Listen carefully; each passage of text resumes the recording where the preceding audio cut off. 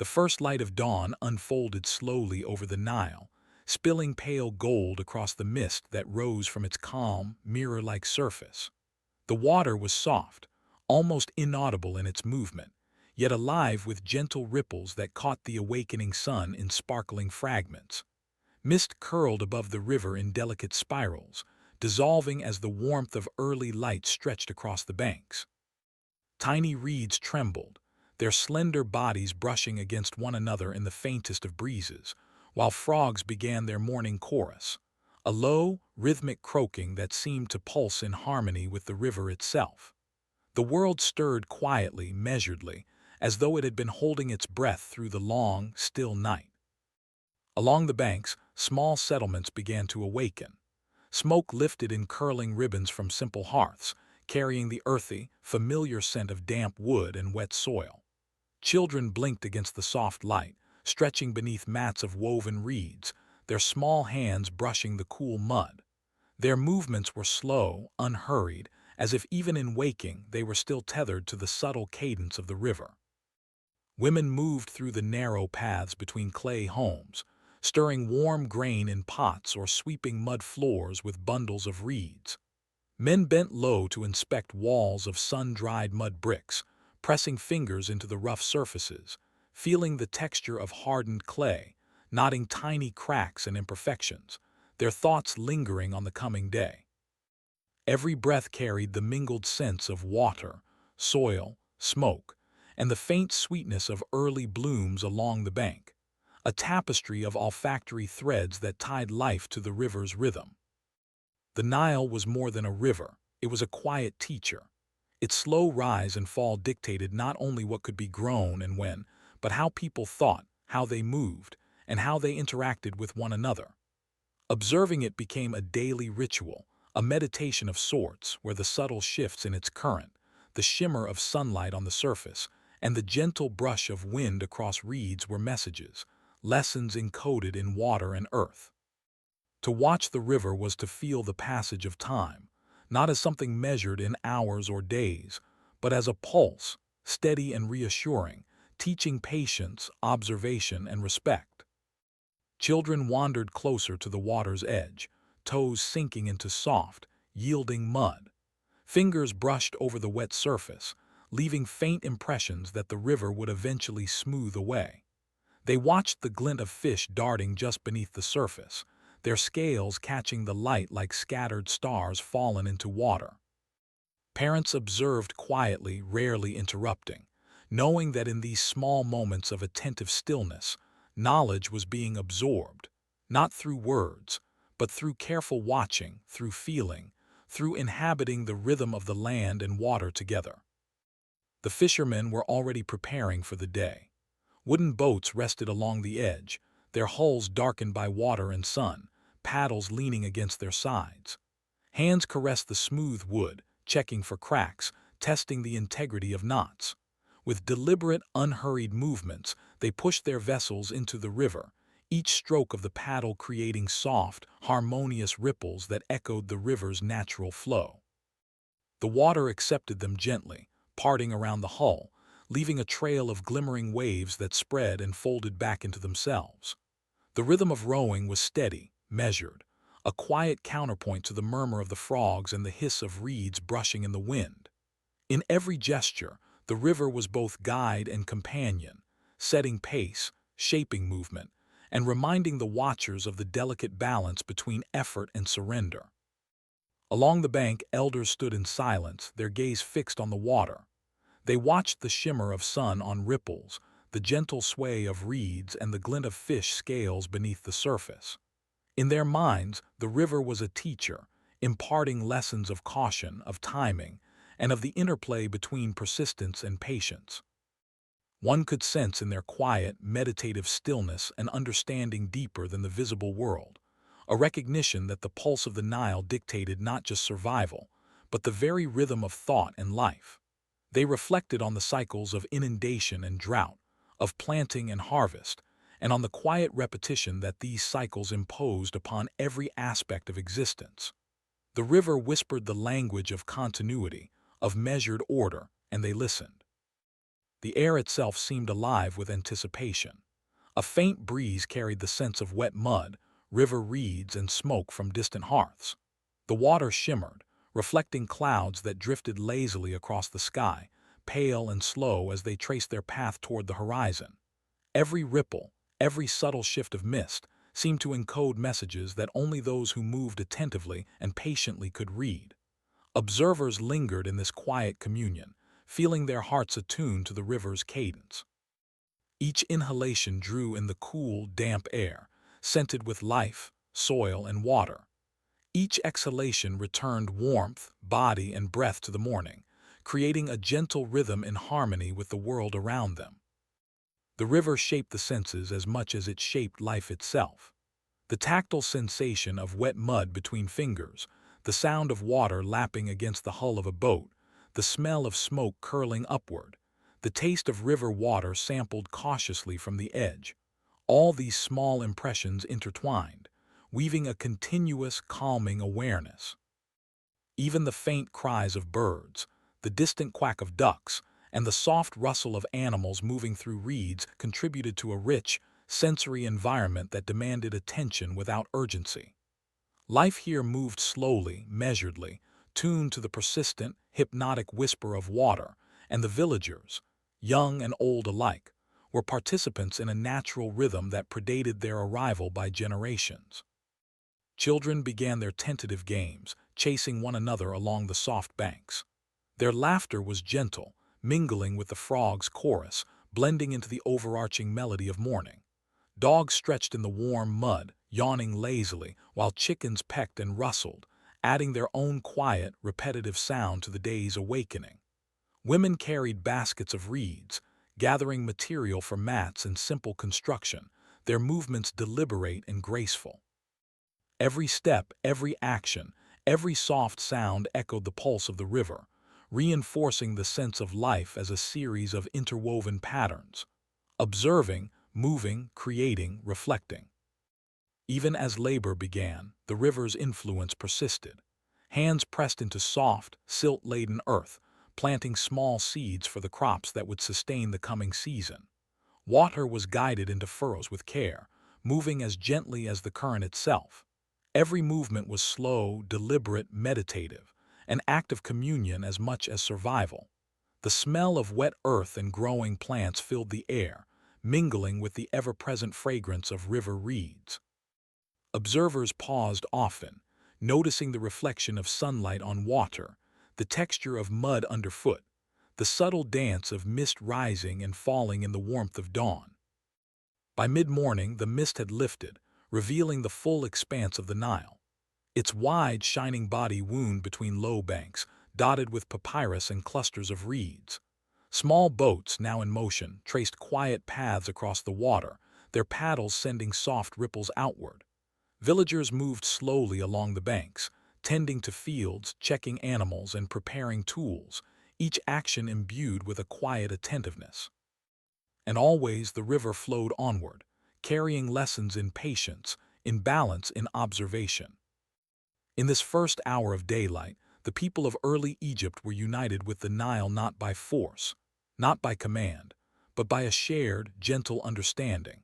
That life followed the rhythm of water and soil, that order arose from patient repetition and quiet reflection, that harmony was found not in haste, but in careful attention to the smallest movements of nature. In watching, in feeling, in breathing alongside the river, they began to understand a principle that would shape their civilization for centuries. That order, like the slow, persistent current of the Nile, could guide every aspect of life with calm, enduring power. And as the sun climbed higher, warming the mist-cleared banks, the river whispered still, teaching without words, shaping without force, offering an eternal rhythm that would carry the people of Egypt through seasons, floods, droughts, and generations yet to come. Here, at the water's edge, in the tender interplay of mist, light, mud, and breath, the first threads of a society attentive to its environment began to take root, quietly, patiently, harmoniously. The early morning light stretched across the floodplain, now fully revealed after the mist of dawn had lifted. The land near the Nile shimmered with damp earth, its clay-rich banks glinting softly as the sun brushed across uneven surfaces. Footprints of small animals crisscrossed the mud, momentary marks soon to be erased by the gentle sweep of water or the weight of a passing foot. Villagers moved slowly across this fertile terrain, their bare feet pressing into the soft mud, feeling the cool dampness give under each step. Fingers traced the edges of reeds, brushing over dew-laden blades, sensing both the resilience and fragility of this land. Each tactile interaction, each careful observation, became a meditation, a way of learning the subtleties of the earth on which life depended. Families walked along the riverbanks with deliberate slowness, scanning the land for places that promised sustenance. The air carried a mixture of aromas, the damp earth of the riverbank, the sweet and earthy fragrance of recently disturbed silt, the faint tang of fish and river plants, and the smoke from distant hearths of those already tending to early morning tasks. The scent of water-sodden reeds mixed with that of the soft, clay-rich soil, creating a sensory palette that marked the floodplain as alive, aware, and deeply generous.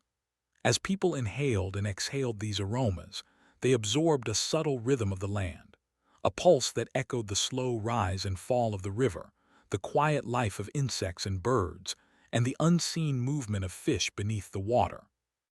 Hands pressed into mud to test its consistency, noting how it yielded under pressure yet retained its shape, ready to cradle seeds when the planting season arrived. Children followed in small groups, copying their parents, feeling the soft clay smear across their palms, learning through touch how to understand the earth. The sun warmed the backs of the settlers, and the air shimmered with the heat of slow-moving life.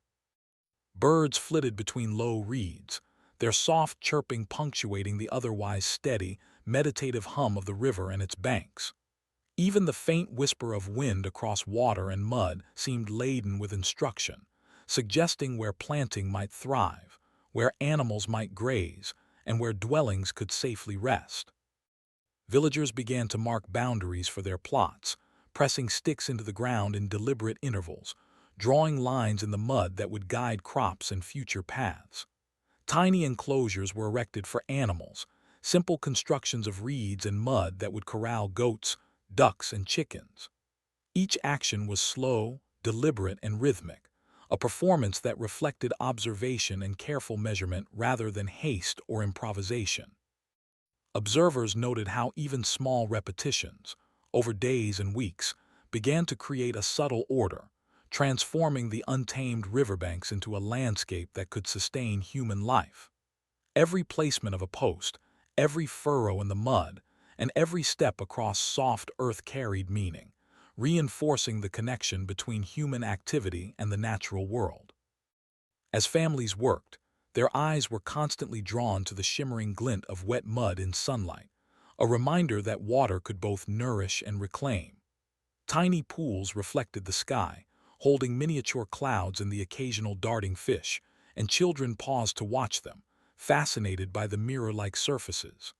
Adults, meanwhile, observed the land with careful attention, noting where water collected, how reeds bent under the wind, and how the river's edge shifted over time. In these repeated moments of careful observation, a kind of early wisdom emerged, that life on the floodplain was a partnership, a delicate negotiation between human intention and natural patterns.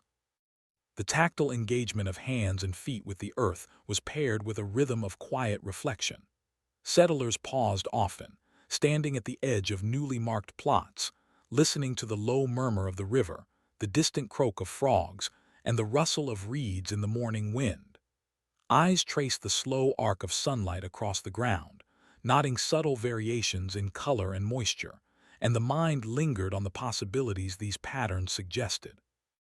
Every inhalation drew in the scent of silt, reeds, and water, while every exhalation seemed to return human presence to the land, grounding the villagers in a shared understanding that survival required patience, attentiveness, and harmony with this fertile, yet capricious environment. Small, practical tasks unfolded in tandem with quiet observation. Families dug shallow trenches to divert water gently into fields, a practice learned through repeated experience and careful watching of the river's moods. Fingers brushed away clumps of mud, moved stones, and traced channels with rhythmic, meditative precision.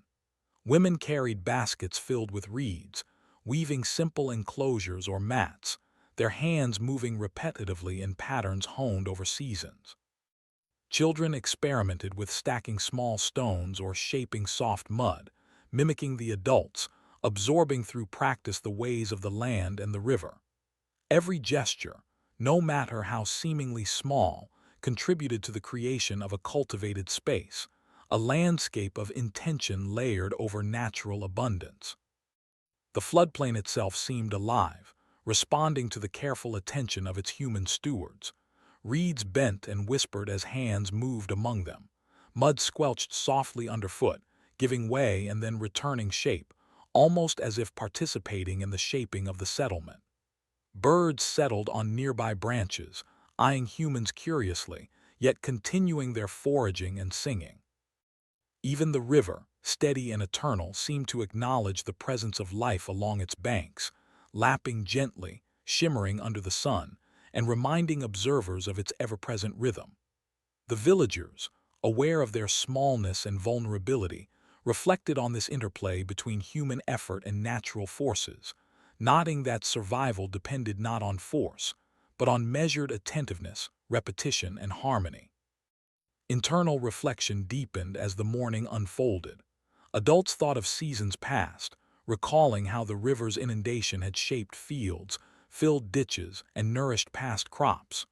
Children learned the subtle cues of the land, the way moisture clung to the clay, the softness that indicated fertile ground, and the patches where reeds thrived most densely.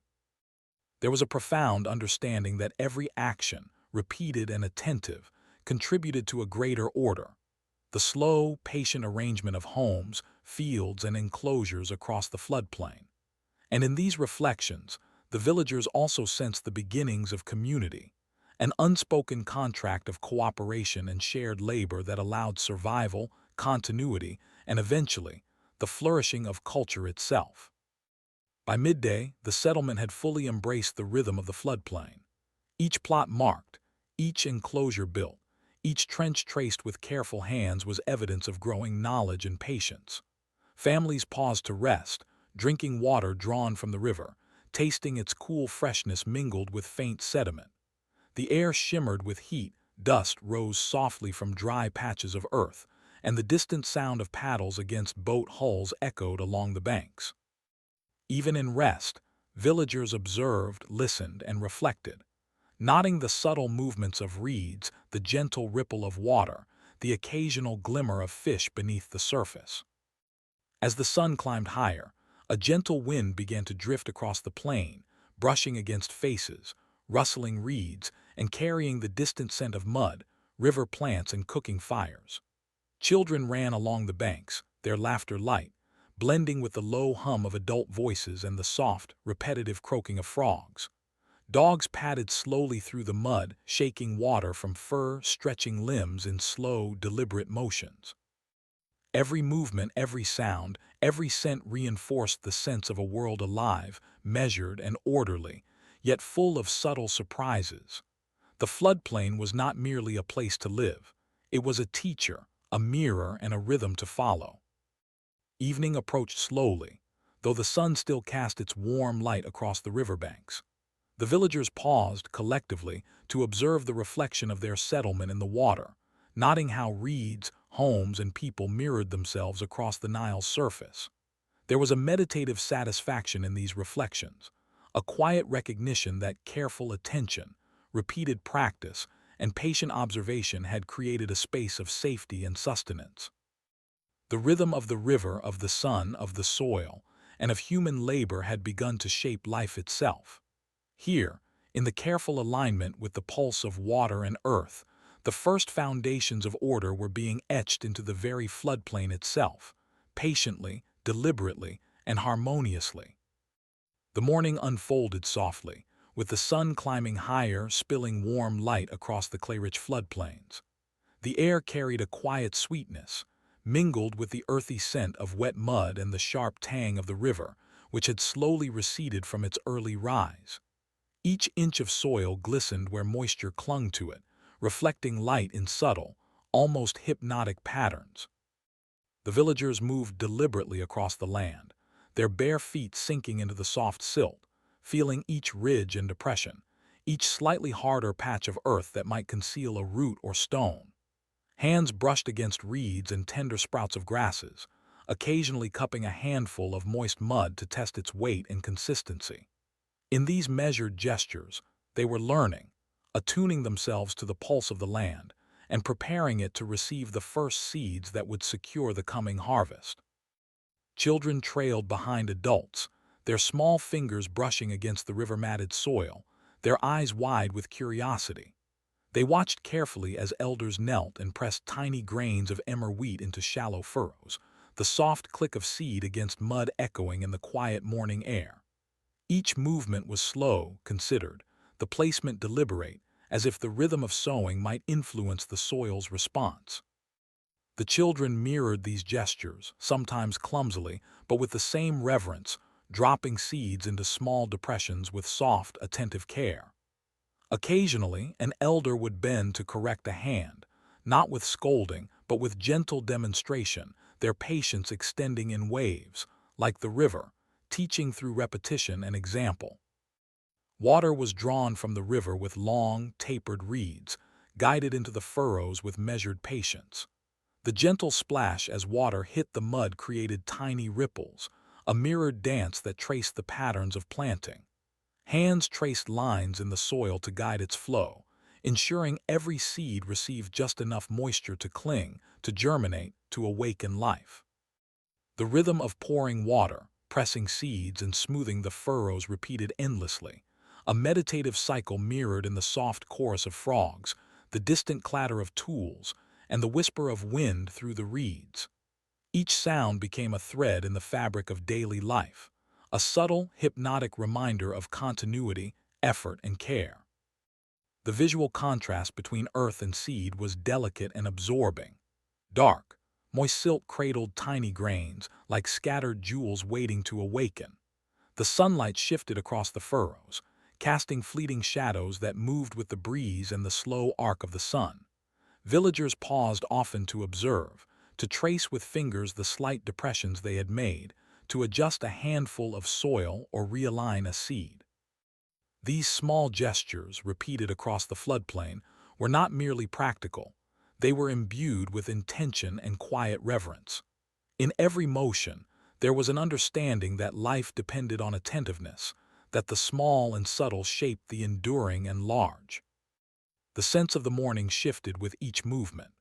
The river lent a cool freshness, carrying the faint aroma of algae and silt, mingled with the earthy richness of wet clay and the distant sweetness of flowering reeds.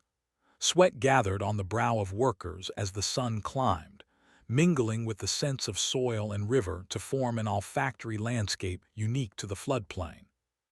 Hands and feet, smeared with mud, carried the scent of life itself, tangible and grounding, connecting each villager to the rhythm of planting, the subtle shifts of the river, and the silent, patient instruction of the land. The children, learning through imitation, absorbed more than technique.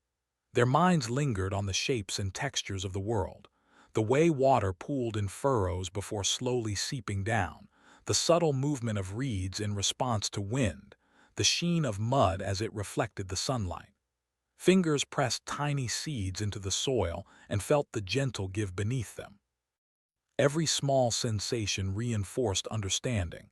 That patience would yield sustenance, that care would ensure continuity, and that observation, repeated and careful, was the foundation for survival. In their quiet play and earnest imitation, the children began to internalize not just farming, but rhythm, repetition, and the interdependence of life. Elders watched over these scenes, absorbing the details in the silence between motion. Their gaze followed each hand, each ripple, each shift in the river's reflection. Internal reflection deepened as they contemplated the cycles of time, the rising and falling of water, the slow growth of plants, the shifting of seasons across the floodplain. The gentle repetition of planting mirrored the cycles of life itself, a rhythm that required both observation and patience, and which, once internalized, could carry a community through generations. These quiet thoughts were punctuated only by the occasional soft murmur of instruction, the low hum of preparation, and the distant, continuous presence of water flowing onward. The river itself seemed to participate, its gentle movement echoing the rhythm of planting. Tiny fish flickered beneath the surface, leaving brief trails of silver in the reflected sunlight. Insects skimmed the water's edge, their wings brushing the surface with subtle ripples. Each reflection, each movement, each soft vibration of air or water was absorbed into the consciousness of those tending the fields.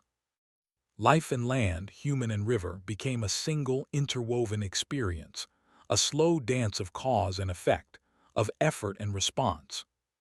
As the sun rose higher, the heat intensified, but the villagers remained focused, moving with deliberate attention. The tactile sensation of soil, the repetitive motion of pressing seeds, and the gentle flow of water into furrows created a trance-like rhythm, almost hypnotic in its continuity. The land seemed to respond, the earth embracing the seeds, water following its grooves, and even the wind pausing momentarily, as if to acknowledge the care invested in the soil. Every planting action was mirrored in subtle reflection. The hand returning, the foot stepping back, the eyes following the tiny grain's placement. In these repeated patterns, villagers felt a quiet satisfaction, a meditative calm, and a sense of purpose that intertwined survival with deeper awareness of the world around them. Lunch came quietly, with families resting in the shade of reeds and low trees, sharing small amounts of dried fish, grains, and fruit. Even in rest, attention lingered on the land, noticing the shimmer of sunlight on wet mud, the subtle bends of reeds in the breeze, and the faint movement of fish beneath the river's surface. Conversations were low and measured, punctuated by laughter or whispered instruction, as the village maintained its continuity of rhythm and observation. The act of breaking bread, eating slowly, and feeling the weight and taste of food became another meditation, a reflection of the river's generosity and the careful labor that secured sustenance. Afternoon unfolded in similar, deliberate patterns. Water channels were inspected again, seeds gently pressed deeper where soil had shifted, and children continued to practice planting, occasionally running to fetch more water or observe a curious fish.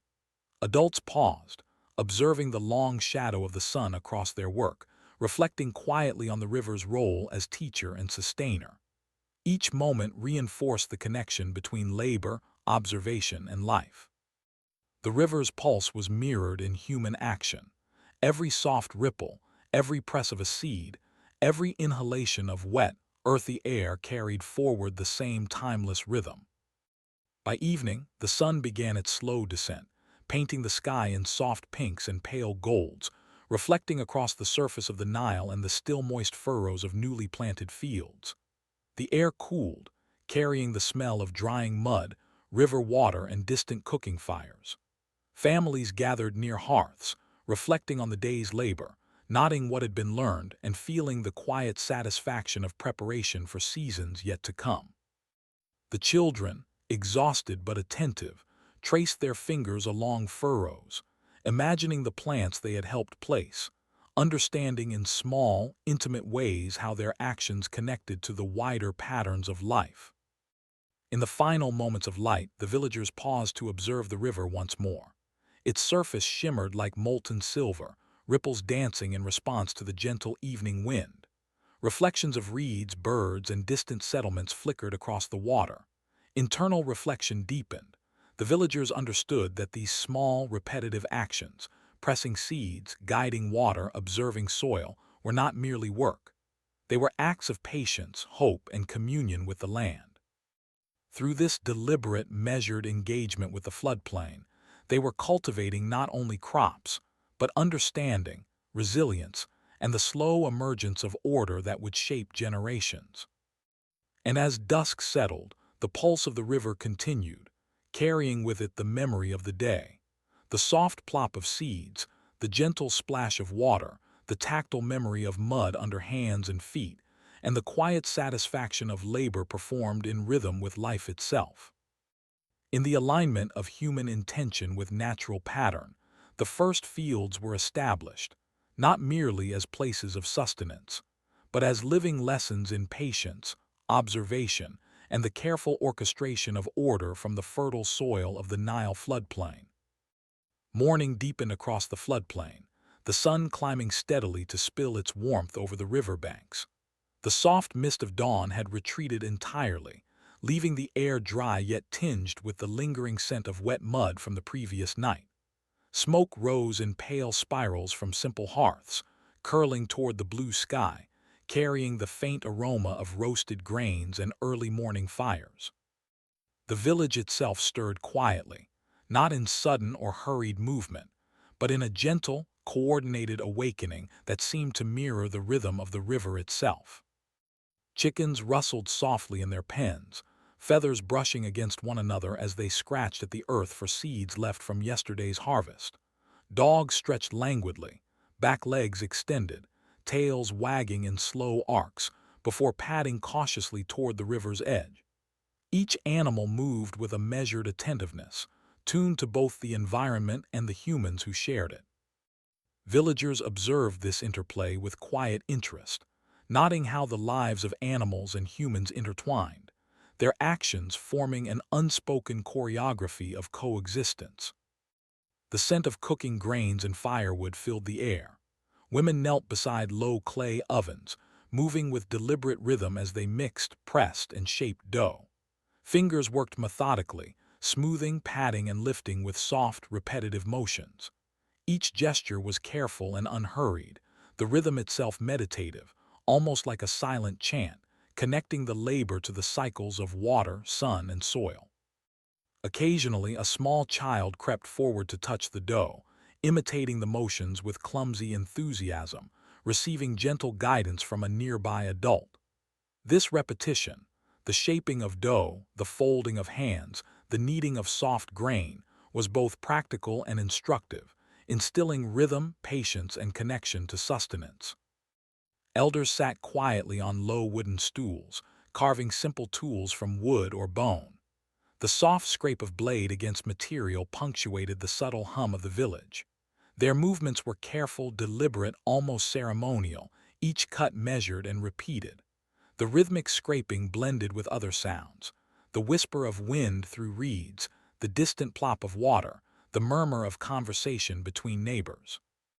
In this combination of sound, smell, and motion, the village began to pulse with a gentle, meditative energy, a slow unfolding of life that was at once ordinary and profound. Children ran barefoot over sun-warmed mud, their feet leaving fleeting impressions that would soon be erased by the flowing river or the next passerby. Their laughter was soft, a delicate counterpoint to the hum of daily labor, echoing faintly across the floodplain. Some carried small bundles of reeds to assist in crafting pens or baskets, others simply explored, noticing the patterns of sunlight across mud, the way birds darted in erratic arcs above the water, or the faint ripple of fish beneath the surface. In these explorations, the children learned subtle lessons about their environment, absorbing knowledge through observation and repetition, much like their elders. The river's gentle movement remained a constant presence, its soft lapping against the banks providing a low, continuous pulse that underscored the entire village. Occasionally, a small ripple would catch the sunlight, sparkling like a thread of gold, drawing the eye and grounding the observer in the moment.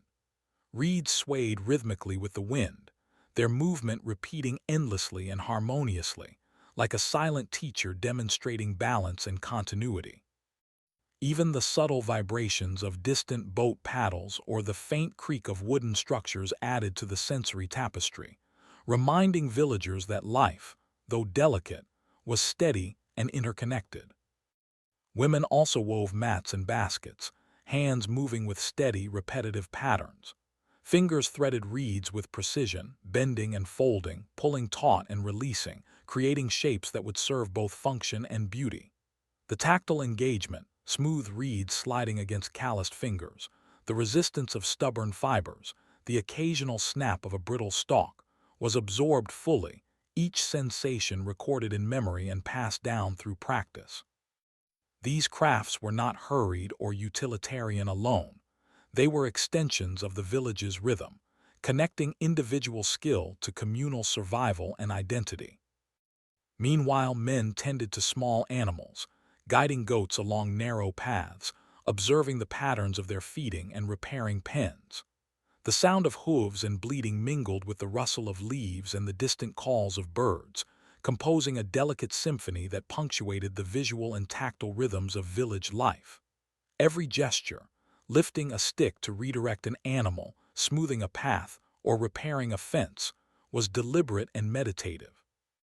The villagers moved in concert with one another, and with the environment, their actions interwoven into a network of careful observation, patience, and gentle coordination. The village's hum was subtle, a composition of layered, soft sounds.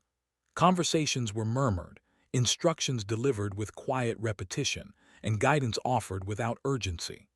The faint scrape of tools, the shuffle of bare feet in mud, the soft slap of water against simple troughs, all blended into a tapestry of sound that was both grounding and hypnotic. In these repeated sensory experiences, villagers internalized order and cohesion, learning that their actions, repeated with care and attention, formed the backbone of communal life. Midday brought a pause in labor. Villagers rested beneath the shade of low trees or along the riverbank, sharing small portions of dried fish, bread made from emmer wheat, and sips of water drawn from the river.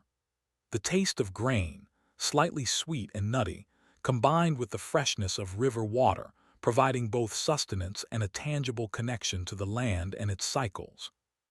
Even in this pause, senses remained engaged. The warmth of the sun on skin, the texture of clay and sand under fingers, the sound of reeds swaying gently in the wind. Reflection accompanied each bite, each sip, and each inhalation of air, a recognition of the careful balance between labor, observation, and sustenance. As afternoon settled, activities resumed with quiet persistence. Children carried water in small vessels to irrigate furrows or wash tools. Women continued weaving and shaping clay. Elders carved wood and bone, and men guided animals or inspected fields. The repetition of movement reinforced learning, attention, and mindfulness. Each task was performed slowly, deliberately, a part of a greater rhythm that encompassed the river, the soil, and the community itself. The villagers were aware, even without words, that their survival and comfort depended on attentiveness to small details and consistent, repeated care. Evening approached, casting long shadows across the village. The golden sunlight reflected off the river, scattering warm patterns across mud and reed, illuminating the gentle motions of daily life. Smoke spiraled from hearths where evening fires were lit, mixing with the earthy scent of the floodplain. Children paused in play, watching the reflections of birds and reeds on water, while adults observed the same, tracing patterns in their minds that might guide the next day's work. The village seemed to breathe collectively, inhaling and exhaling with the rhythm of river, wind, and human labor, each breath marking the slow unfolding of life, order, and community. As dusk deepened, a quiet calm settled over the settlement. The low hum of animals, the distant splash of water, and the soft movement of reeds blended into a continuous soundscape. Villagers gathered near small fires to share stories, observe the results of their day, and rest in the knowledge that their coordinated labor, attention, and patience had created a functioning, harmonious environment. Internal reflection deepened. The careful repetition of daily tasks, the alignment with natural rhythms, and the attention to sensory detail all contributed to an emergent order, fragile yet resilient, slow to form, but enduring in its persistence. The village, alive with quiet activity and attentive presence, exemplified the subtle artistry of human coordination with nature. Each step, each touch of mud, each ripple of water, each rhythmic movement of fingers in weaving or tool-making, was a building block in the slow construction of community, understanding, and social order. Here in this floodplain, life unfolded not in haste or loud proclamation, but in measured repetition, sensory awareness, and shared attention to the world. The day closed with the soft glow of sunset over the Nile, and the villagers, in quiet contemplation, witnessed the unfolding of patterns that would sustain them, not only for this day, but for the many cycles of sun and water yet to come. As the sun climbed toward its zenith, a subtle change in the floodplain's rhythm could be felt, though it was not in the water, the wind, or the soil. Rather, it was in the air itself, a quiet tension that whispered across the riverbanks and through the village. From distant hills and along the horizon, faint plumes of smoke rose, curling like distant fingers into the pale blue sky. These signs were slow to register, requiring patience to interpret, yet they carried meaning. Travelers, merchants, and sometimes strangers unknown arrived by footpaths, small boats, or across the dry stretches of the floodplain. Each movement was measured, cautious, as if the land itself reminded observers that there was more beyond their immediate sight and understanding. Villagers paused in their daily labors, listening first, then observing. The faint creak of wooden hulls against river water, the soft shuffle of boots along mud, and the occasional bark of a distant dog, all were signals that the outside world had begun to encroach. Each sound carried subtle cues: the direction of travel, the number of people, the weight of goods they bore. Even the reeds along the water's edge seemed to whisper, bending slightly in the wake of distant movement. There was no panic, only heightened awareness, an attunement to the delicate balance between safety and exposure, the rhythm of home and the rhythm of the larger world. Travelers arrived slowly, each step raising soft clouds of dust from the dry, sun-baked soil. Boats glided along the river with gentle swells, oars dipping into water in measured strokes, leaving faint ripples that mirrored the careful movements of those tending the fields. The smell of their arrival was subtle but present. Smoke from fires carried on the wind, mingling with the tang of river water, the faint scent of cooked or dried food, and the earthy aroma of clay-streaked clothing. Villagers inhaled these sensory signals, discerning intent and origin. There was a quiet, meditative pause in observing these outsiders, a recognition that every new presence, however small or seemingly benign, might bring both opportunity and risk.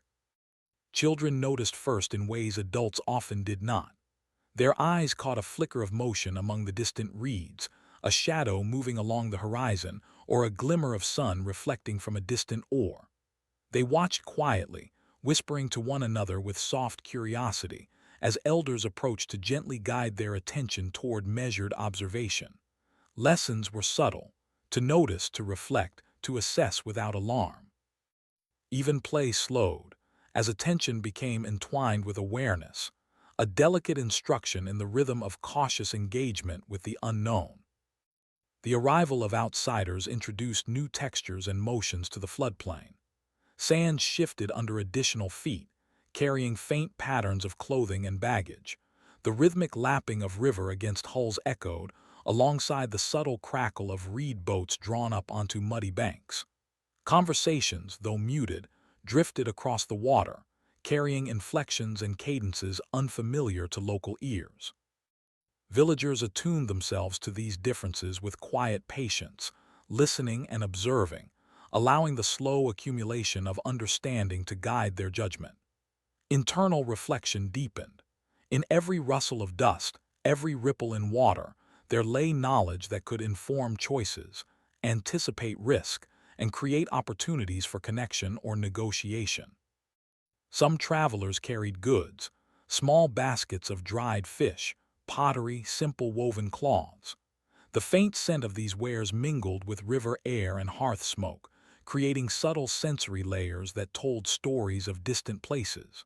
Fingers brushed against unfamiliar textures, eyes noted colors and patterns not yet known in the village. Even small acts, handing over a basket, lifting a simple bundle, were imbued with deliberate intent and measured attention, gestures that quietly bridged distance, culture, and understanding. Each exchange required patience, attentiveness, and subtle reflection, reinforcing the notion that survival and harmony extended beyond the village itself. The horizon also carried a shadow of potential threat. Not every arrival was benign, and subtle tension threaded through the rhythms of the day. Villagers observed the careful placement of hands on tools, the deliberate packing of steps, the posture of strangers in small boats. Dust rose in faint clouds, settling slowly, leaving traces of movement to be interpreted. Even the reeds along the river's edge seemed to stiffen, trembling slightly in the faint breeze. The human mind, trained in observation, began to record, reflect, and anticipate. This quiet tension was not fear, but awareness, a meditation on vulnerability, interdependence, and the need for vigilance. The sensory world offered continual instruction. The metallic tang of river water near landing boats suggested movement and labor. The rhythmic slap of oars against hulls indicated effort and direction. Distant voices carried inflections of negotiation, exchange, and sometimes disagreement. Each detail became a thread in an invisible web of understanding. Villagers internalized these cues slowly, repeating in thought the patterns of arrival, observing the habitual gestures of newcomers, and comparing them to what they already knew of the river, the land, and the subtle rules that governed coexistence. Evening approached, softening the tension into reflection. Shadows lengthened across the floodplain, blending the edges of reeds, river, and soil into a seamless, dimly lit expanse. Travelers settled along the edges of the village or continued along their path, leaving faint impressions of their presence. Footprints in mud, small piles of discarded reeds, the lingering smell of fires or cooked grain. Villagers moved gently among these traces, touching, observing, and internalizing. Internal reflection deepened as the sun fell, considering the delicate balance between curiosity and caution, opportunity and risk, continuity and disruption. Each observation, repeated over days and seasons, would shape the early understanding of a world beyond immediate settlement, a world in which alliances, trade, and negotiation were as essential as careful planting and tending of fields. The village itself resumed its rhythm, but now layered with a new awareness. The pulse of the river, the sway of reeds, the rhythm of daily labor, all remained, yet they were subtly informed by the presence of others. Children paused in play to watch distant smoke. Elders consulted quietly about patterns of movement along the horizon. Women weaving mats and baskets continued their work, attentive to the occasional arrival of new materials. Even the animals seemed to sense the faint shift in rhythm, moving with deliberate caution or curiosity. In this quiet awareness, the village internalized a profound lesson, that the world, beyond the familiar banks of the river, could touch their lives in slow, gentle, or sometimes disruptive ways, and that mindfulness, observation, and patience were essential tools for enduring and thriving. As dusk settled, the soft gold and pink light reflected across the water, highlighting tiny ripples left by departing boats, footprints in softened mud, and reeds swaying in the cooling breeze. The hum of the village blended with distant movement, the gentle ripple of water, the soft creak of a boat, the muted murmur of travelers' voices. Internal reflection continued. The villagers contemplated the balance between known and unknown, self and other, isolation and interaction. Each subtle motion, scent, and sound carried lessons that, over time, would shape a more deliberate engagement with the wider world, a rhythm that mirrored the pulse of the river, slow, steady, and deeply attentive. Night approached, bringing darkness and stars, yet the awareness of the encroaching world lingered. The villagers, gathered near fires or within modest shelters, reflected on the day's subtle movements and impressions. The gentle repetition of observation, measurement, and reflection became a quiet meditation. They understood that life along the Nile was not only dictated by the river, the seasons, and the fields, but also by the slow, careful observation of people, patterns, and distant settlements. Through this, the first sense of diplomacy, caution, and measured engagement emerged, a recognition that survival and community extended beyond immediate boundaries. And as the village slept, with the soft chorus of frogs, the whisper of wind through reeds and the faint rustle of nocturnal animals, the river continued its unhurried flow. Its gentle pulse mirrored the lessons of the day: observe, reflect, respond with patience, and maintain awareness of both the immediate and the distant. The encroaching world was not a threat to be rushed against, nor an opportunity to be grasped recklessly. It was a rhythm to be noted, understood, and integrated into the enduring patterns of village life. Through careful observation, repetition, and internal reflection, the early Egyptians were learning that the world beyond their fields, like the river itself, could be measured, respected, and harmonized with, slowly forming the foundations of broader social and political awareness. The morning light fell gently across the floodplain, touching the reeds along the riverbanks and glinting off patches of wet clay that still held the memory of last night's gentle dew. The village stirred slowly, in rhythms both familiar and subtle. Children padded barefoot over mud, tracing their hands along smooth walls of low clay homes, while elders rose carefully from the soft mats where they had slept. Yet there was a quiet shift in the air today, a sense of order beginning to crystallize, less in grand gestures and more in subtle, almost invisible patterns of attention, observation, and respect. From the heart of the settlement, figures of quiet authority moved through the village. They were not distinguished by robes or crowns, for such trappings had not yet been conceived.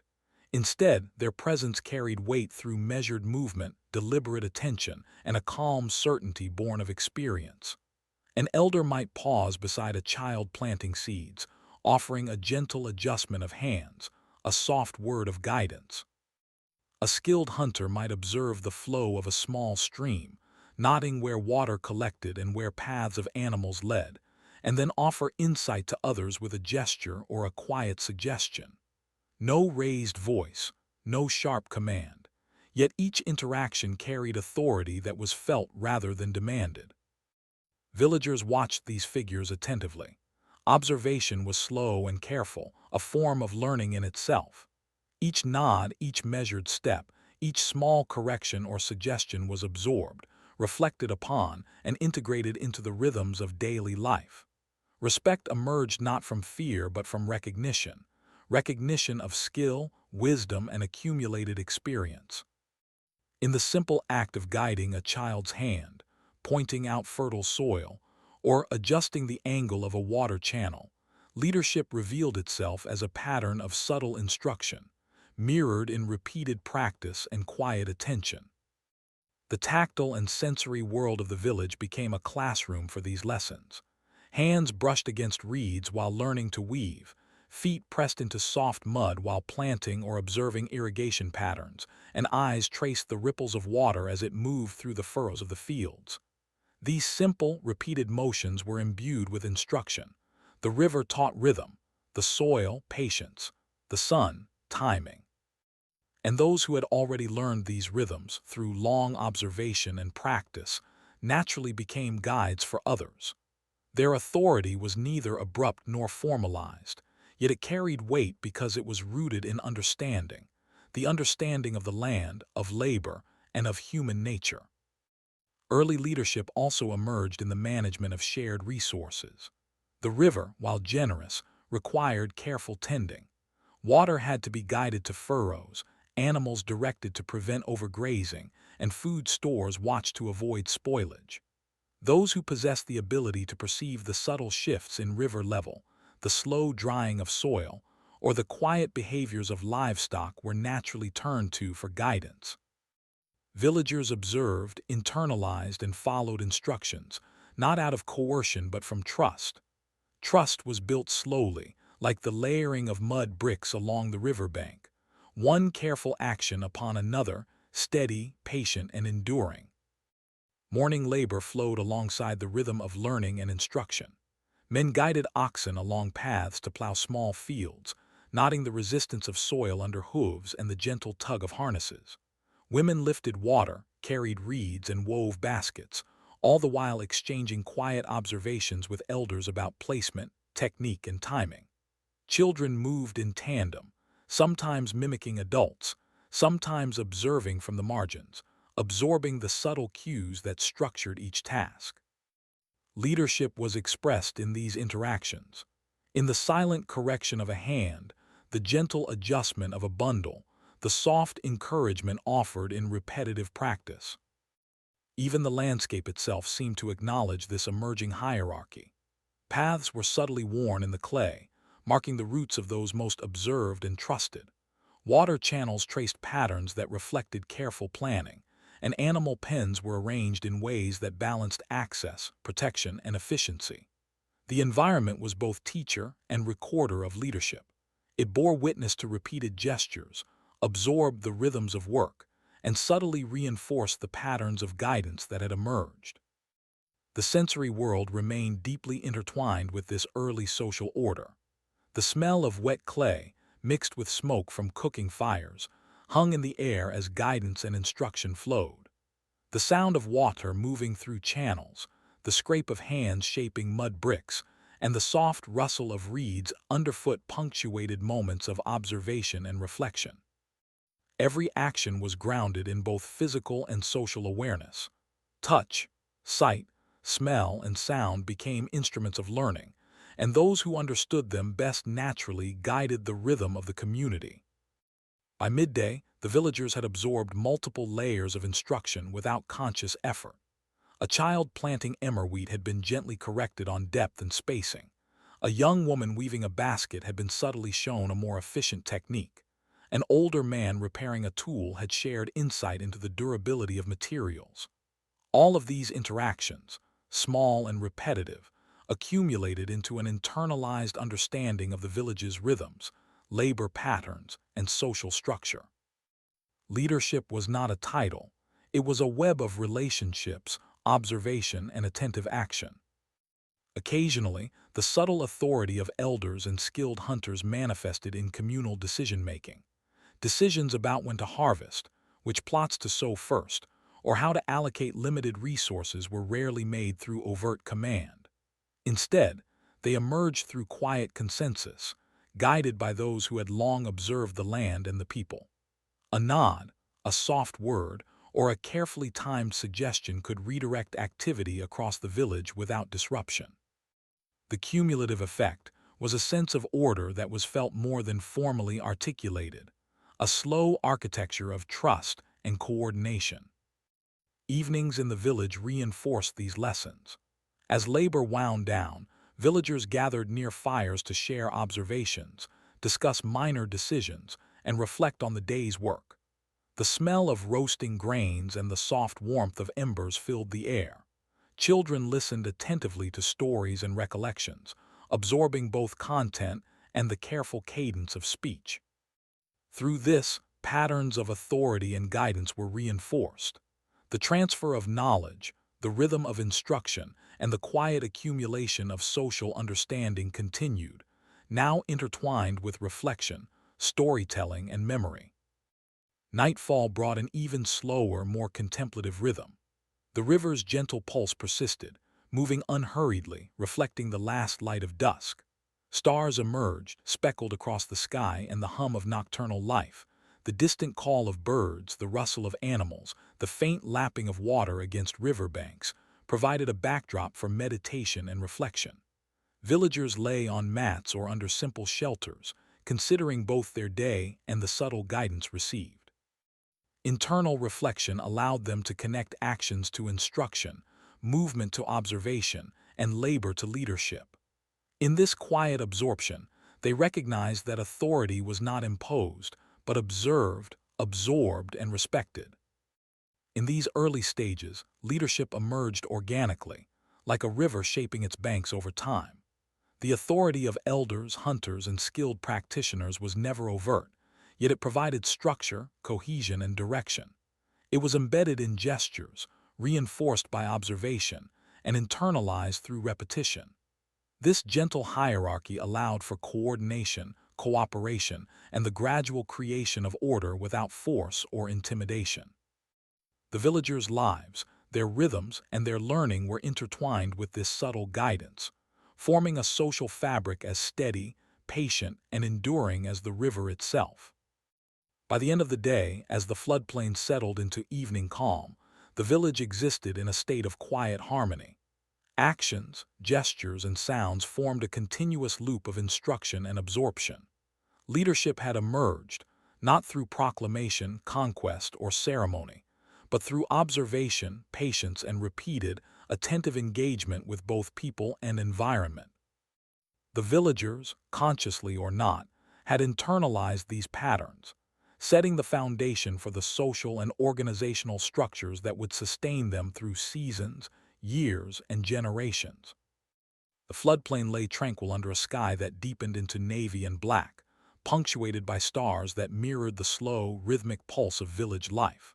The river continued to flow, guiding, reflecting, and reminding. It taught lessons in patience, attention, and subtle authority, reinforcing the quiet emergence of order. Leadership had become a lived rhythm, an invisible but perceptible pattern experienced in the touch of hands, the sound of water, the sway of reeds, and the repetition of daily practice. And in this quiet, patient emergence, the early Egyptians were learning the enduring lesson of how knowledge, observation, and measured guidance could shape not only work and survival, but also community itself. As dawn unfurled across the Nile, its light spilling over the gentle bends of the river and glinting off dewy reeds, the village stirred with a quiet, purposeful energy. Amid the rising smoke of hearths and the soft footfalls of early risers, subtle transformations were taking place in the heart of the settlement. On a slightly elevated mound of clay and earth, the first mud brick enclosures for sacred spaces had begun to take shape. These structures were modest, simple, walls of carefully pressed mud bricks, low enough to remain approachable, yet deliberate in their form, signaling a growing awareness of the divine within the rhythms of everyday life. Villagers moved slowly among these emerging spaces, their motions deliberate and attentive. Hands brushed along the rough surfaces of sun-warmed bricks, feeling the imprint of construction, the texture of the clay, and the occasional grain of sand embedded within. Each motion was gentle, measured. No gesture was wasted. Children lingered at the periphery, curious but respectful, absorbing the careful repetition of movement and sound. Women carried small bundles of incense or fragrant oils, the scents mingling with the earthy aroma of wet clay and the faint tang of river water. The air itself seemed heavy with concentration, attention, and reverence, an invisible rhythm that pulsed alongside the river's slow, steady flow. The first rituals were simple yet profound. Villagers approached the shrines at measured intervals, leaving offerings of grain, small fruits, or water drawn from the river. Fingers traced patterns in the dust, leaving gentle impressions of symbols now sacred in intent, if not yet codified in form. Soft murmurs of gratitude, quiet prayers, and whispered wishes rose and fell in gentle waves, harmonizing with the natural chorus of frogs, birds, and rustling reeds. These early acts were neither hurried nor elaborate. They were deliberate, repetitive, and meditative, reinforcing the sense that sacred practice was woven seamlessly into the fabric of daily life. Movement within these sacred spaces carried a rhythm, subtle and hypnotic. Villagers circled altars in careful repetition, lifting small offerings and placing them with precision. The smell of incense curled lazily into the sky, mingling with the scent of clay and river water. The sun, climbing higher, shifted the angles of light across walls and floors, casting gentle, elongated shadows that mirrored the deliberate motions of those within. Each movement, each breath, each small gesture was absorbed with patient attention, cultivating an awareness of patterns, cycles, and timing that extended beyond the immediate world. Sound played a quiet but central role in these sacred moments. The soft scrape of hands across brick, the gentle thrum of a simple drum, or the muted whisper of prayers carried across the settlement, layering over the constant, meditative pulse of the river. Villagers attuned themselves to these sounds, letting them guide attention and movement, much as they had learned to follow the river's rise and fall or the slow sway of reeds in the wind. Every repetition, the placement of an offering, the measured turning around an altar, the lifting of incense, reinforced both skill and communal cohesion. Sacred space, in this sense, was not merely a location, but a lived rhythm, a repetition that mirrored the cycles of nature and the heartbeat of the village itself. The tactile experience of these spaces reinforced their significance. Fingers smoothed the edges of bricks, lifted water in simple clay vessels, and touched grains of emmer and barley arranged in modest patterns. The sensation of texture, temperature, and weight anchored attention, drawing villagers into subtle contemplation. Even the smallest details, the coolness of shadowed mud, the warmth of sunlit clay, the gentle ripple of water in offering bowls, became integral to the experience of the sacred.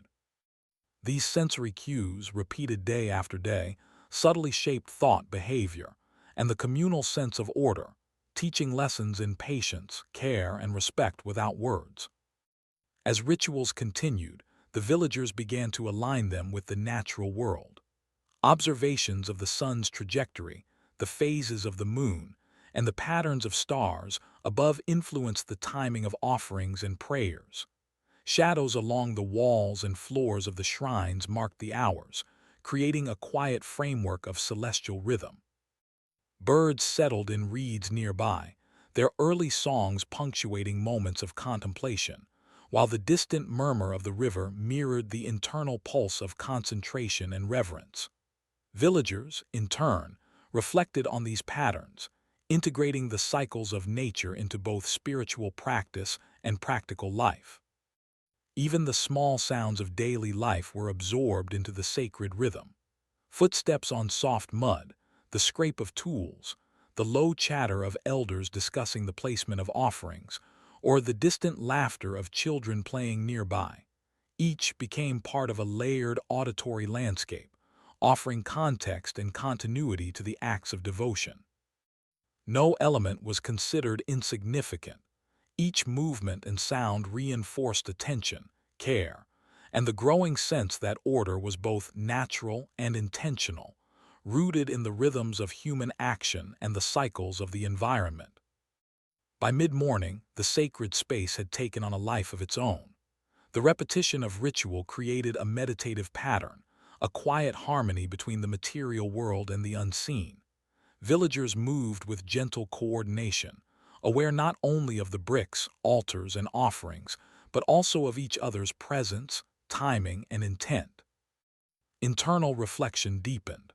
The recognition that shared attention, careful observation, and repeated practice could cultivate order, focus, and a sense of unity, even in a world not yet formally organized or written. In the afternoons, as the sun leaned toward the western horizon, shadows stretched and shifted across walls and floors.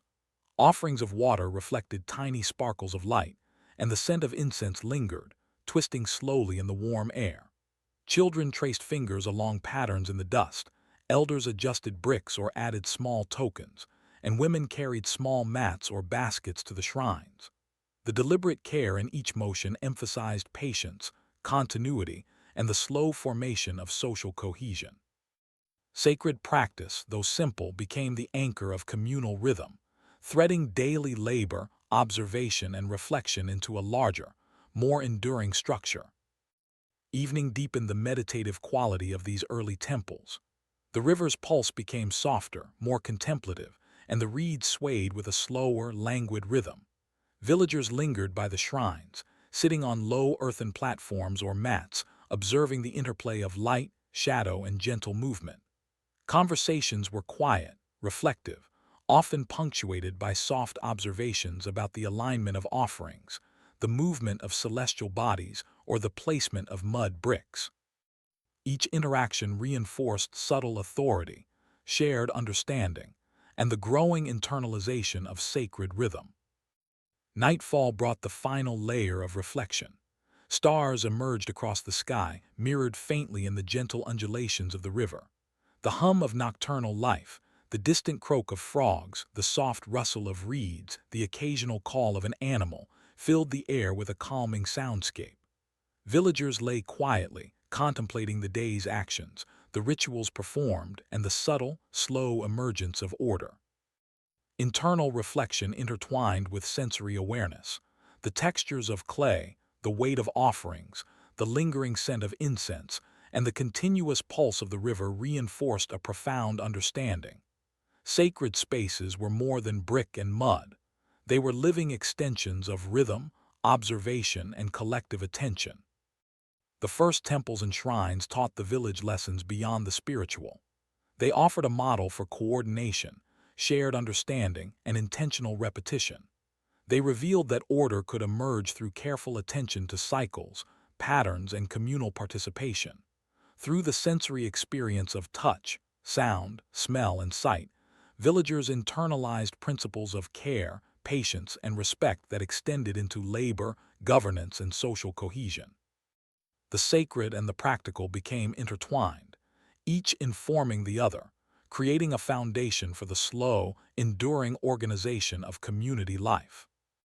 As the night deepened and the river continued its unhurried flow, the village rested, yet the pulse of sacred attention remained. The low walls of shrines absorbed memory and motion, the incense hung faintly in the air, and the stars traced quiet patterns above.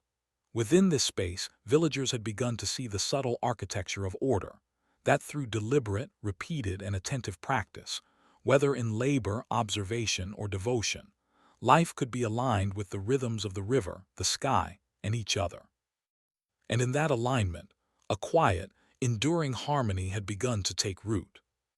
As the sun dipped toward the western horizon, the floodplain softened under its fatting light. The river's surface shimmered with gold and rose, reflecting the slow descent of day into twilight.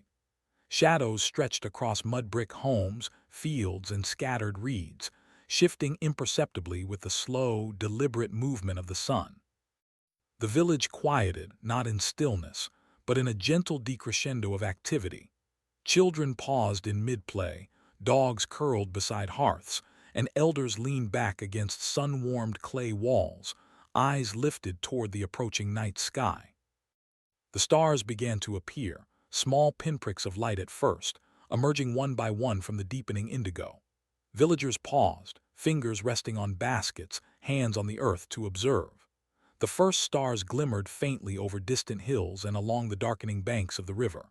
Each point of light held fascination, a slow invitation to contemplation.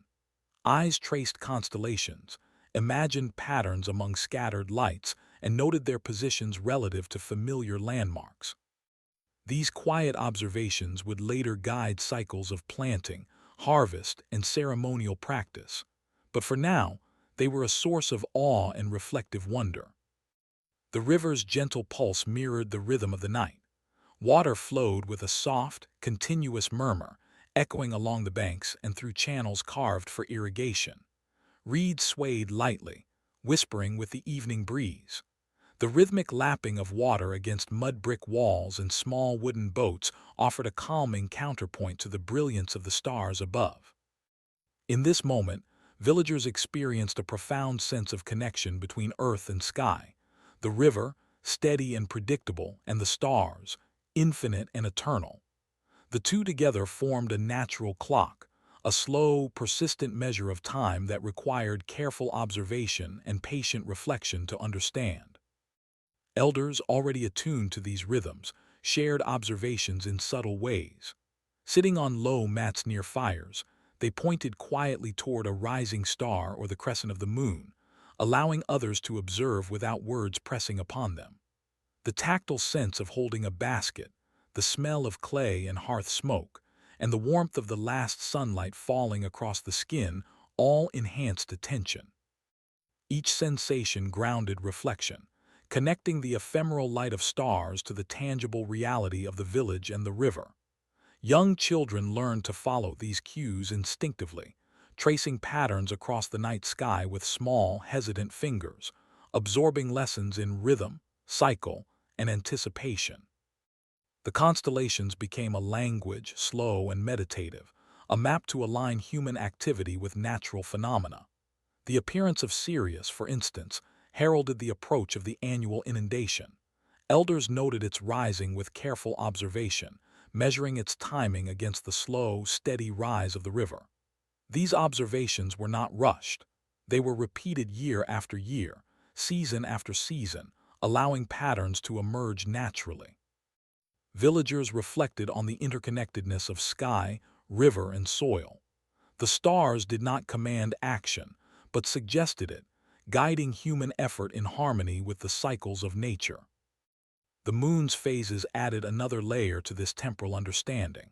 Its waxing and waning, observed from quiet vantage points along the riverbanks, offered subtle markers of days and weeks. Shadows lengthened and shortened in accordance with lunar illumination, affecting the timing of work, rest, and ritual. People became attuned not only to brightness and position, but also to the softer rhythms of light and shadow, integrating these observations into daily life. In these contemplative moments, reflection deepened. Time, once a vague and amorphous concept, began to take shape, measurable, predictable, and intimately connected to the world around them.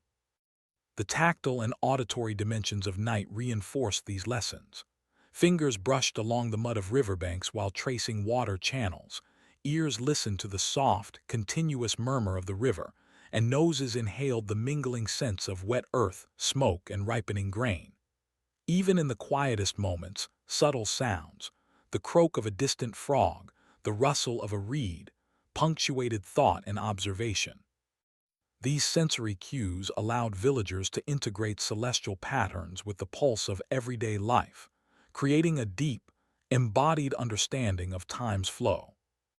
Observation was slow and methodical. Children practiced pointing out stars and moon positions under the guidance of elders.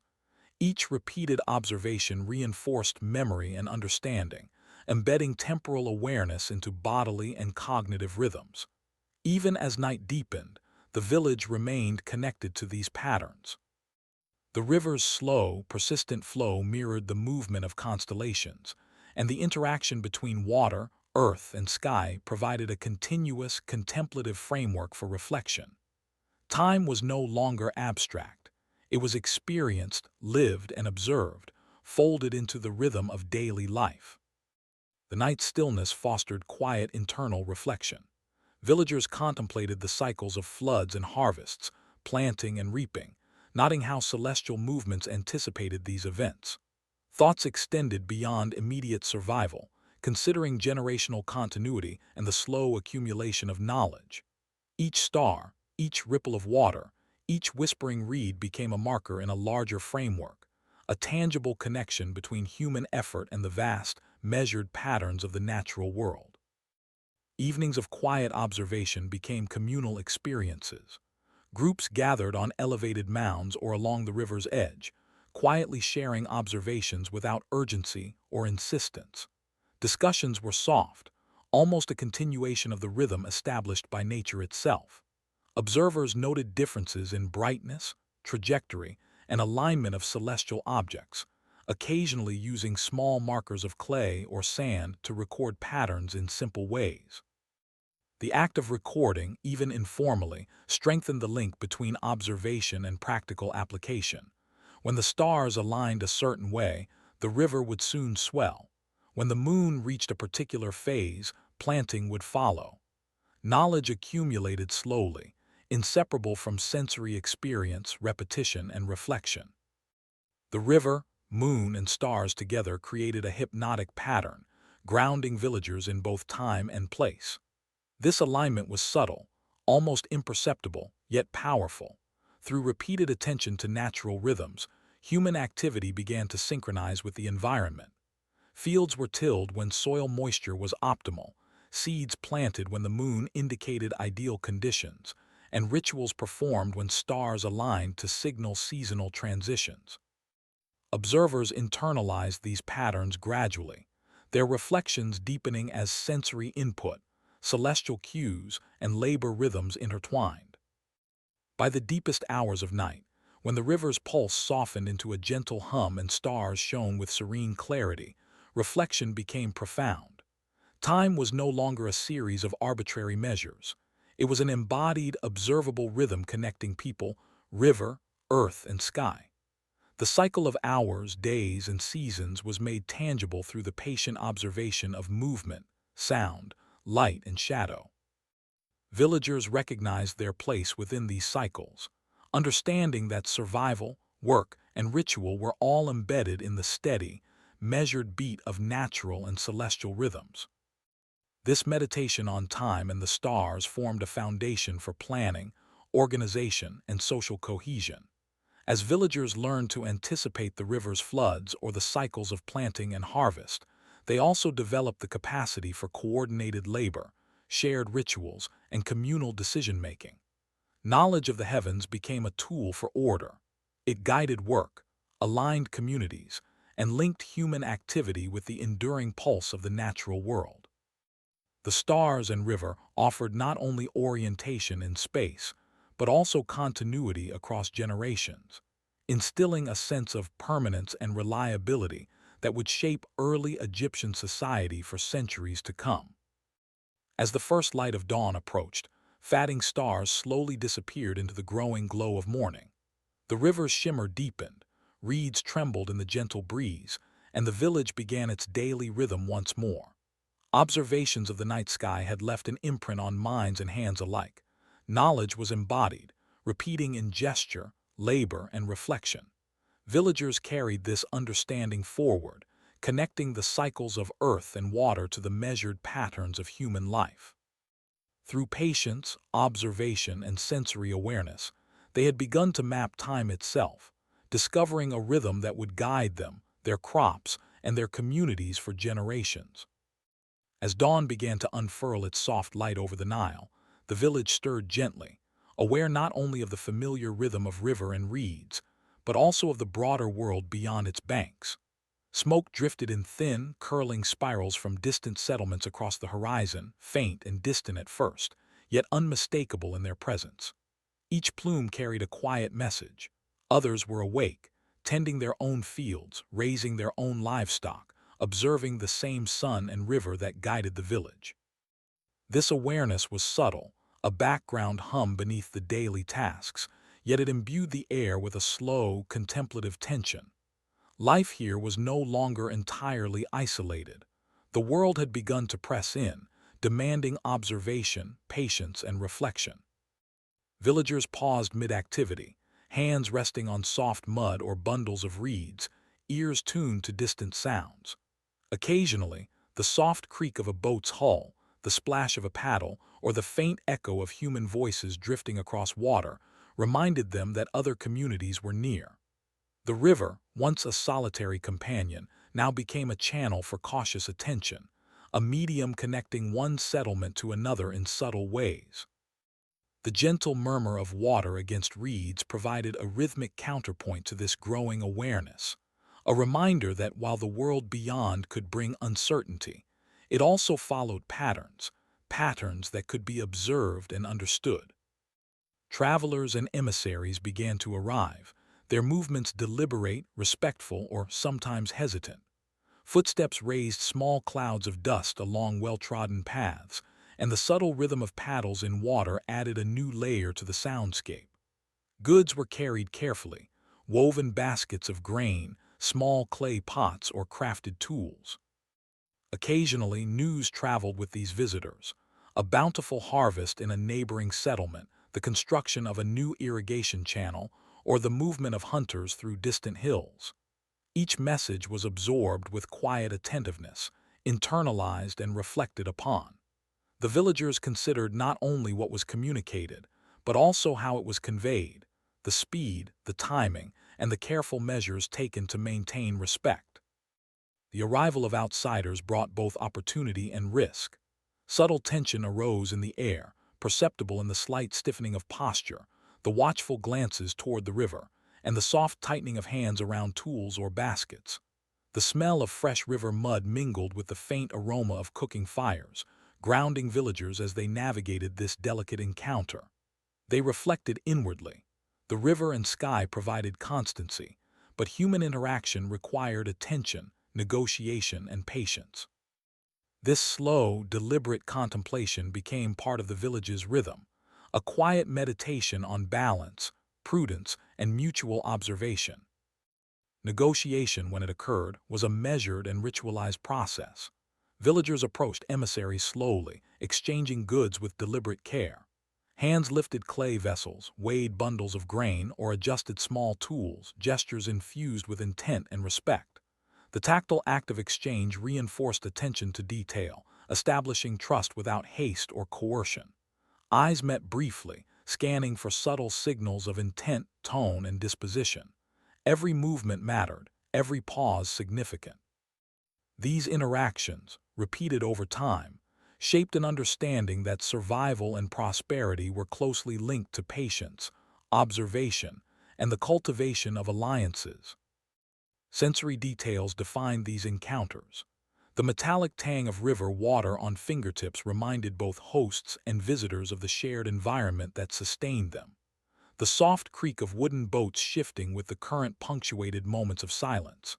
Dust raised by footsteps on the riverbank carried the warmth of the sun, subtly grounding attention and emphasizing the shared physicality of labor, travel, and life along the Nile.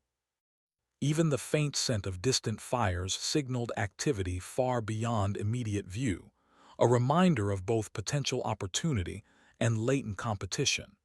Villagers absorbed these details, allowing observation to guide both thought and action. Internal reflection deepened as villagers considered the implications of contact with other settlements. They observed the cautious gestures of travelers, the careful arrangement of goods, and the subtle shifts in tone during conversation. These observations prompted contemplation of broader patterns, cycles of cooperation and competition, the distribution of resources, and the quiet assertion of authority through measured action rather than force. Through repeated encounters, villagers internalized principles of diplomacy, learning to anticipate needs, gauge intent, and navigate the fragile balance of safety and exposure. At times, negotiations took place in small, open spaces near the river, where reeds swayed gently and water rippled quietly against clay banks. The rhythm of nature mirrored the rhythm of interaction, slow, deliberate, measured. Goods were exchanged with careful attention to placement, weight, and proportion. Words were few, chosen with deliberation. Observers noted subtle cues, the brief tightening of a hand, the soft nod of acknowledgement, the angle of a body leaning forward or backward. Each detail, internalized over time, became part of a growing understanding of strategy, cooperation, and social equilibrium. Conflict, when it emerged, was rarely immediate or violent. It manifested as hesitation, subtle withdrawal, or cautious assessment rather than outright confrontation. A glance toward a distant settlement, a soft gesture toward a bundle of tools, or the careful positioning of a boat along the bank communicated intentions without words. Villagers learned that even tension could be managed through rhythm, observation, and careful packing. Internal reflection allowed them to process these moments slowly, imagining potential outcomes and adjusting behavior to maintain balance. Through these slow, deliberate interactions, a subtle form of governance and social order began to emerge. Leaders, often elders or experienced hunters, mediated exchanges, guided discussions, and ensured fairness. Their authority was quiet, earned through observation and repeated practice rather than through overt force. Villagers learned to navigate complex social landscapes, integrating lessons from daily labor, celestial observation, and river rhythms into negotiation and communal strategy. These skills, honed over time, became as essential as planting, weaving, or tending animals, establishing a framework for cooperative behavior and the maintenance of peace.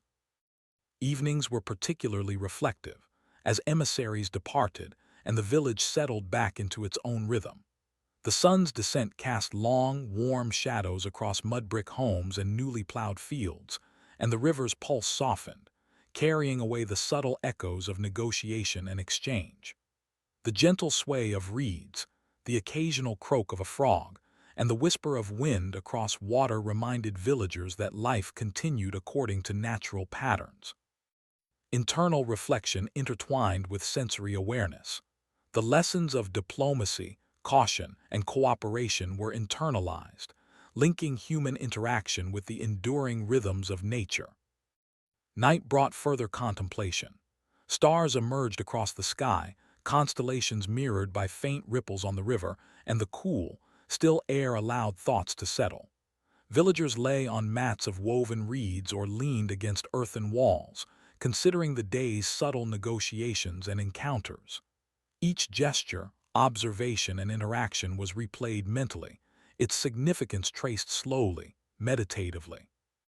They understood that human networks like the river followed rhythms, cycles, and patterns that required patience, attention, and reflection.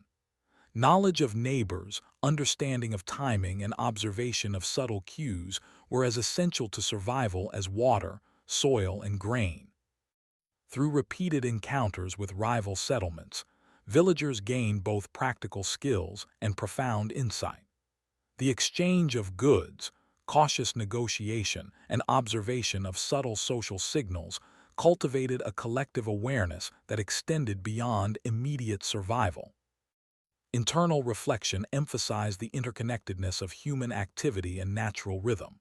The river's steady pulse, the sway of reeds, the rise and fall of tides, and the predictable movement of the sun and stars mirrored the patterns of social interaction.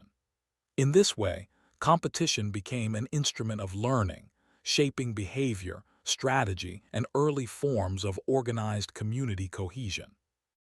By the early hours of dawn, as the first light shimmered on the river and mist rose in gentle curls from the banks, villagers had absorbed lessons not only in negotiation and diplomacy, but also in rhythm, observation, and patient reflection. They understood that human interaction, like planting or observing the stars, required careful attention, timing, and repetition. Conflict and cooperation were intertwined, much like the flowing river and the steady pull of the moon, and both demanded awareness, respect, and measured action. The skills cultivated through these interactions would slowly, subtly, and inevitably contribute to the formation of order across settlements, laying the foundation for larger, more coordinated communities in the generations to come. The sun rose slowly over the Nile, spilling pale gold across mud-brick houses and the soft, silt-laden banks of the river. Its warmth kissed the reeds and fields, illuminating patterns in the earth that had been shaped by countless seasons of planting and harvest. Villagers moved quietly among their workshops and homes, their steps measured, careful, attuned to the rhythm of daily life. Even in these ordinary movements, there was a deliberate attention, a harmony with the surrounding environment. Hands brushing against clay, fingers trailing along woven fibers, eyes following the curve of a freshly carved wooden tool.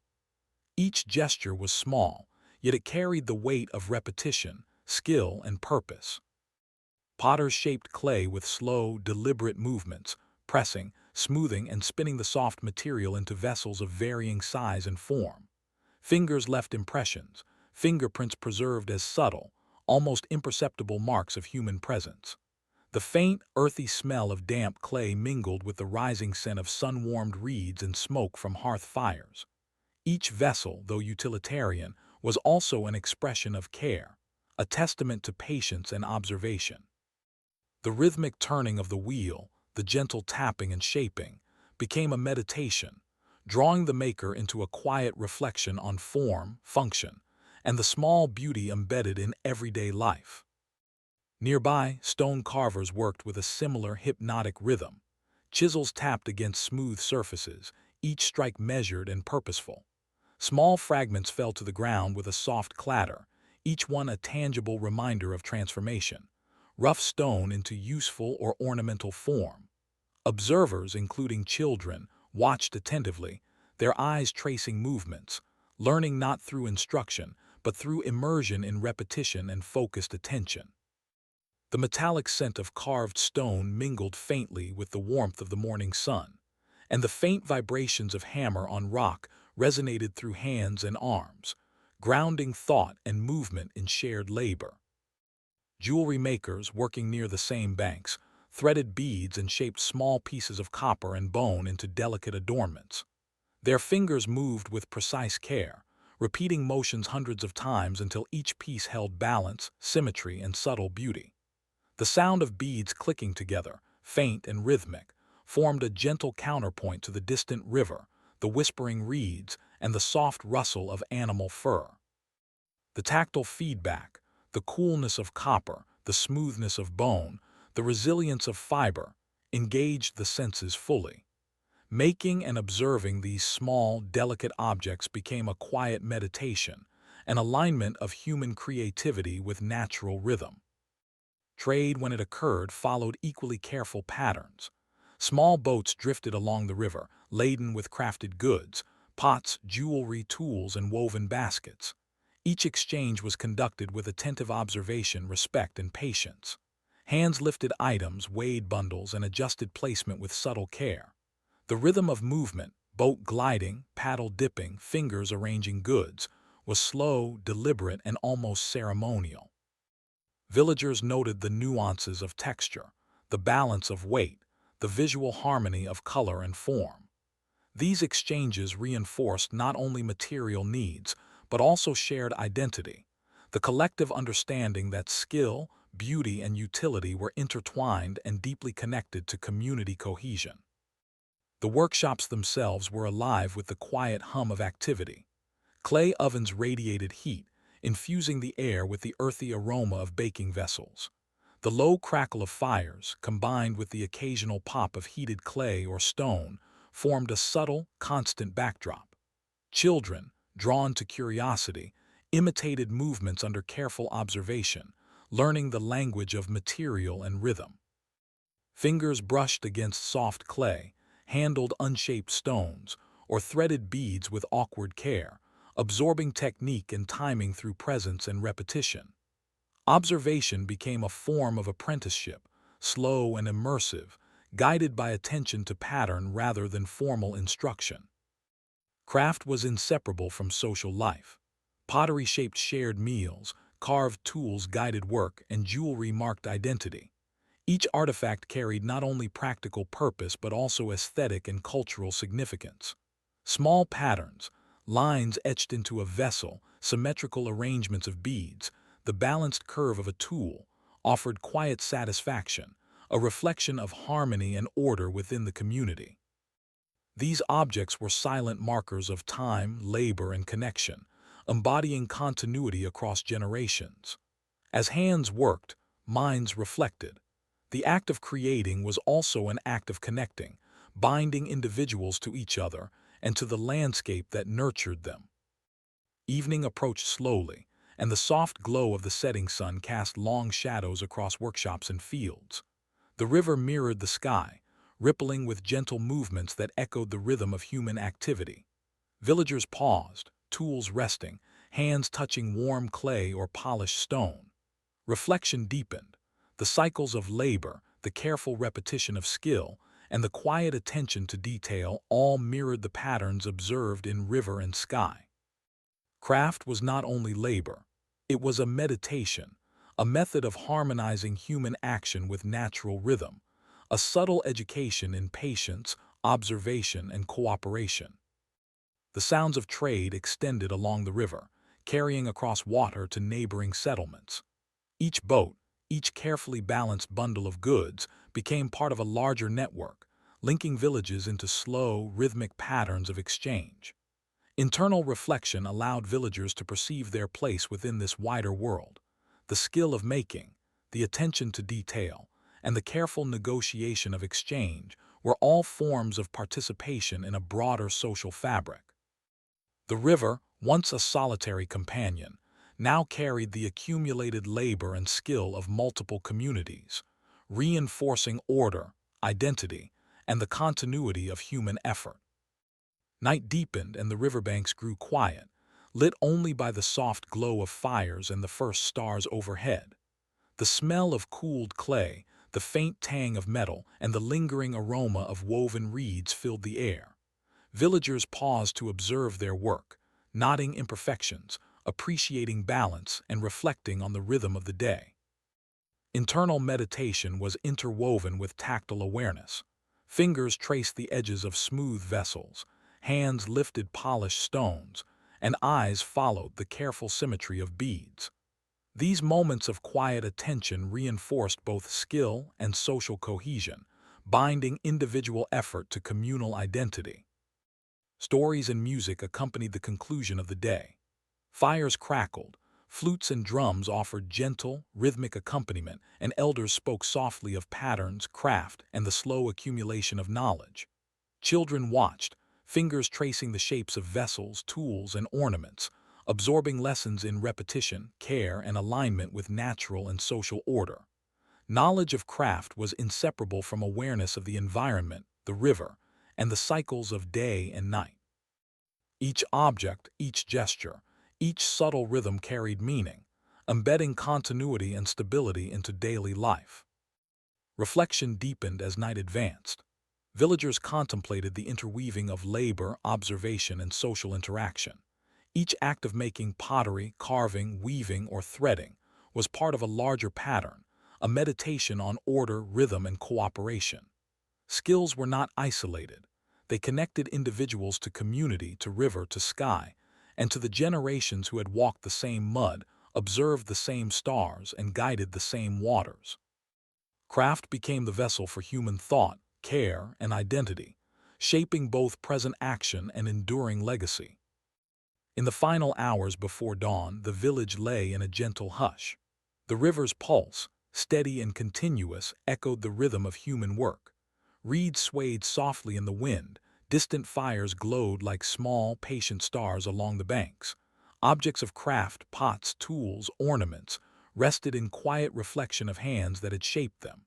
Internal thought traced the slow line from observation to creation to communal understanding. Villagers recognized that through craft, trade, and skill, they had established patterns, routines, and networks that would endure. Each object bore witness to patience, cooperation, and alignment with the cycles of the natural world. The first light of dawn crept across the horizon, illuminating glistening clay, polished stone, and woven reeds. The river shimmered in reflection, carrying both water and the slow, accumulated efforts of human hands. Children began to stir, elders rose to watch, and the cycle of observation, labor, and reflection began anew. Yet the lessons of craft remained. Slow, attentive work, repeated over time, had created enduring structures of order, identity, and cultural continuity. In these quiet, deliberate acts, the village had discovered a rhythm that would sustain them, and generations to come, within a world that was constantly shifting yet profoundly ordered.